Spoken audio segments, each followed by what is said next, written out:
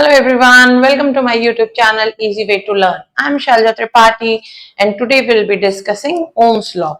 Ohm's law basically gives relationship between potential difference and current, that is V and I. And this we'll understand through the activity which is mentioned in your book. See, to start this activity we need to set up this circuit.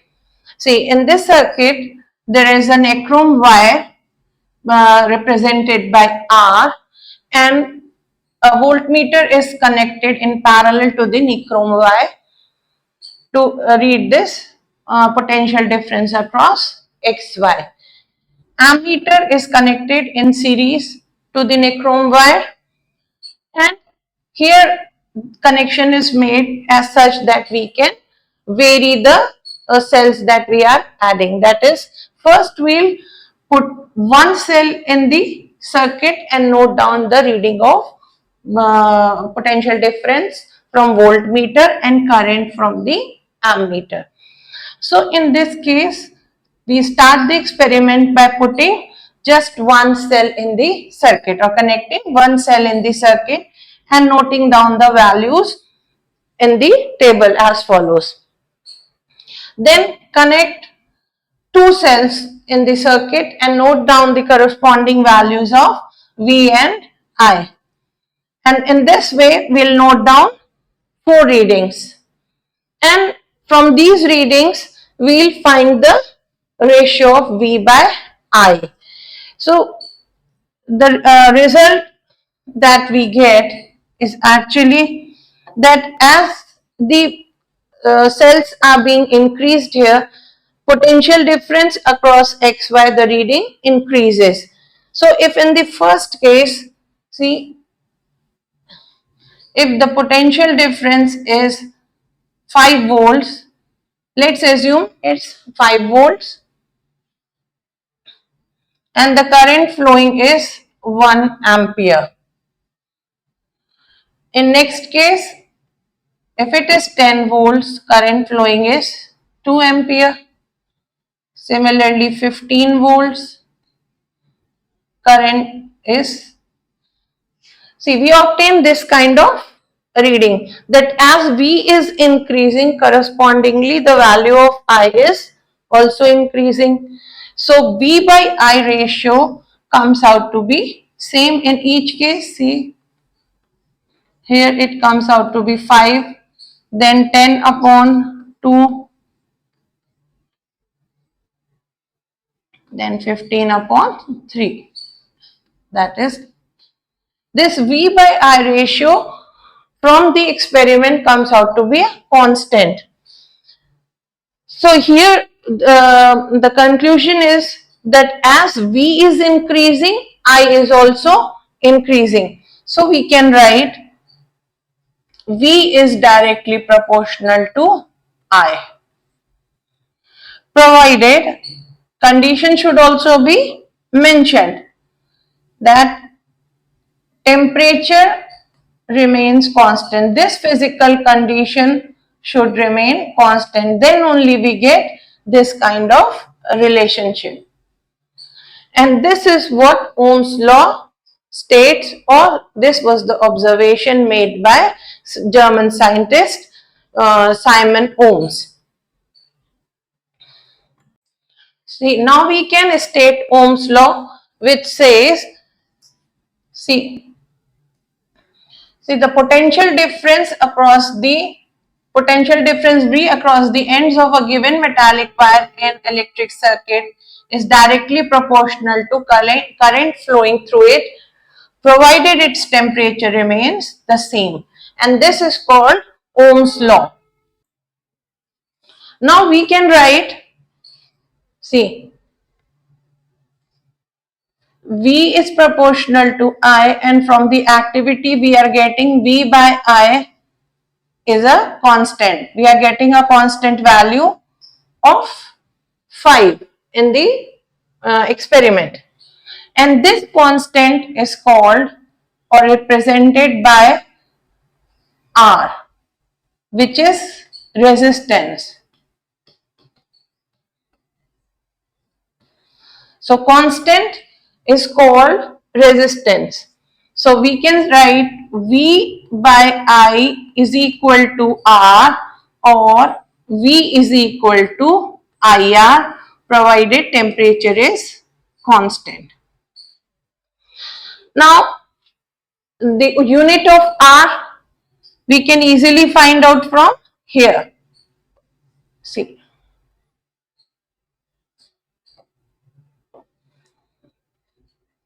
V by I is equal to R. So unit of R can also be volt upon ampere. So unit of resistance is volt upon ampere, or simply V upon A. But it is usually represented, unit is represented by this Greek alphabet, and this is named ohm. So unit of resistance is volt upon ampere and also ohm. Now we can easily define the potential difference across the two ends of a conductor is 1 volt and the current flowing through it is 1 ampere. Then the resistance is 1 ohm. So this is important and it's a part of 1 marker question or MCQ you can get from here. See, it is obvious that the current through a resistor is inversely proportional to resistance. See, current is inversely proportional to resistance. See, by rearranging this, see, what we are getting is V is equal to IR, and if we place V by I, see, V by I is equal to R. So we can say resistance is inversely proportional to current flowing through the metallic wire. If resistance is increased, current will automatically decrease. Okay. See, if resistance is doubled, current gets halved. And what is the practical application of this is here. It is necessary to increase or decrease current in the electric circuit. See, in our rooms, we can increase or decrease the speed of fan by changing the amount of current that is flowing in it. See, potential difference is constant, that is 220 ohms, 220 volt that is coming in our house, in the domestic circuit, that will not change. Resistance of the fan or the will not change. So what we can do to increase or decrease the speed is to change the amount of current that is going into the appliance, and that can be easily done with a rheostat, which is nothing but the regulator which is used to increase or decrease the speed. By moving the regulator of the fan, what we are doing is actually changing the resistance of the resistance in the circuit. See, now let's see what rheostats does in the circuit, or what is its role. See, in this connection or in this circuit, see, this is the rheostat and this is a movable pointer. So by moving the pointer, we can increase or decrease the resistance of the circuit. See, if the pointer is moved to the right side, so resistance is increased, that is current, the path length through which the current is flowing is increased, and if resistance is increased, correspondingly the current will decrease. If this pointer is moved towards this side, again resistance will decrease and the amount of current in the circuit will increase. So rheostat is nothing but a variable resistance, and it is used to control the amount of current in the circuit. Now let's see this activity 11.2. See, for this activity we need a nichrome wire, a torch bulb and a 10 watt bulb. Then we set up this circuit by connecting 4 dry cells of 1.5 volt each in series with ammeter, leaving this gap XY in the circuit. Now we can complete this circuit by first connecting the nichrome wire and then plug the key, and we note down the reading in the ammeter. Similarly, we will place this 10 watt bulb and again note down the reading from the ammeter. Then remove this 10 watt bulb and replace it with a torch bulb. So by repeating this, by repeating the experiment, what we see, that current or the ammeter reading is different for all these three, that is nichrome wire, 10 watt bulb and torch bulb. So why we are getting different amount of current in the circuit or ammeter reading is changing? See, as the resistance is increasing, see, electrons are not free to move in the conductor.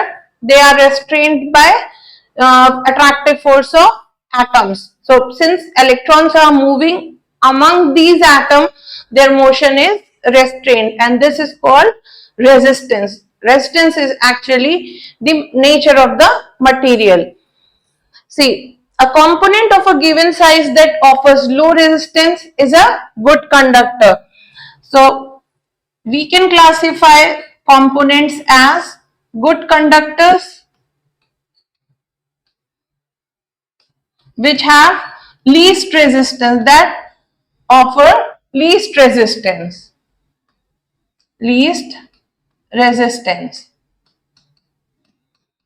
Then components with appreciable resistance are called resistors.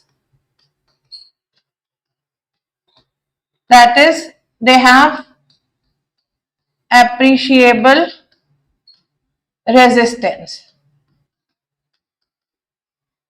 That is more than the good conductors. Then we come to poor conductors. Poor conductors. They have higher resistance than these resistors. So example of poor conductors can be silicon, germanium. Then we come to insulators that offer highest resistance,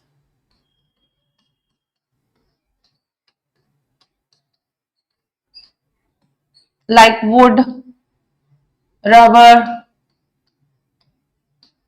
glass, etc. Silicon.